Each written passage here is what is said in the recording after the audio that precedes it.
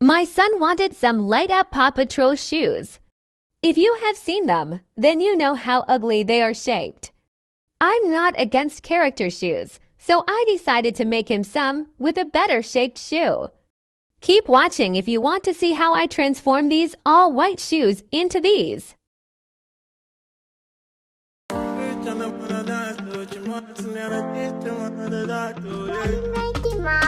What do you want me to make, baby? Tutu.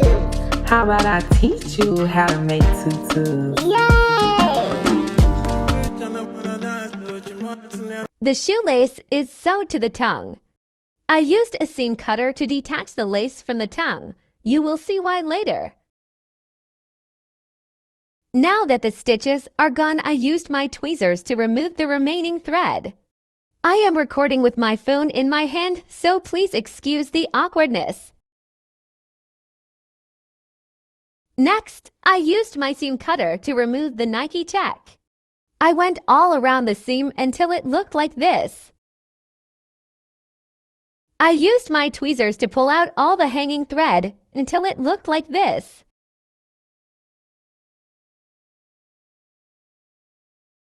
To reach the threads that I couldn't reach with my tweezers, I used masking tape to pull the rest out.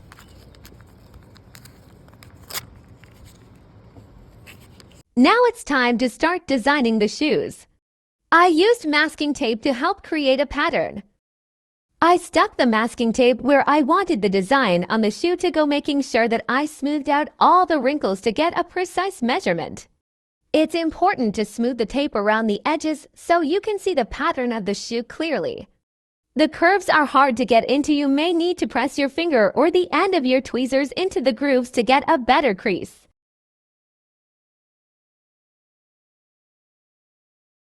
Next, take a permanent marker or pen and trace around the outside of the creases to create your pattern. Label all of your patterns so you can remember where each of them goes. This is the fabric that my son picked. I got it from Hobby Lobby. I found the image on the fabric that I wanted to use and stuck my pattern on top of it. I used my scissors to cut out the pattern. I used E6000 as my bonding agent. It has a strong smell for days. Find what works for you. I put the E6000 everywhere that I wanted the fabric to go. I used a paintbrush to help me get around the edges. Once that's done, stick your pattern with your fabric on the shoe. Take your tweezers and smooth the pattern out, paying close attention to the edges so it can adhere to the glue before it dries. Once the fabric is stuck to the shoe, the masking tape should peel off easy. It looks so cute. My son is going to love these shoes. Now that I can see the fabric, I used my tweezers again to push the fabric as close to the edge as possible to make sure that it's stuck in place. I used an X-Acto knife to clean up the edges. I ended up redoing the front part off camera because I'm a perfectionist and any small mistake is a big mistake to me. The glue leaked through the fabric because I used too much.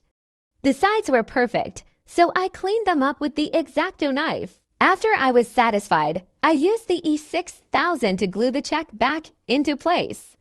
You can use clamps to hold it into place. I was outside at the park with my son. The sun dried the glue fast, so I didn't need any clamps for that part, only to hold the strap back while I painted the inside of his shoe. I didn't film me doing all of it. All I did was add a little water to my paint to make it runny. I applied it to the top of the fabric and allowed it to bleed to the bottom. Once that was done, I used E6000 to glue the patch to the tongue of the shoe. Now you see why I had to cut the seam at the beginning. That's it. Now these shoes are finished. Let them dry and repeat the same steps with the next one.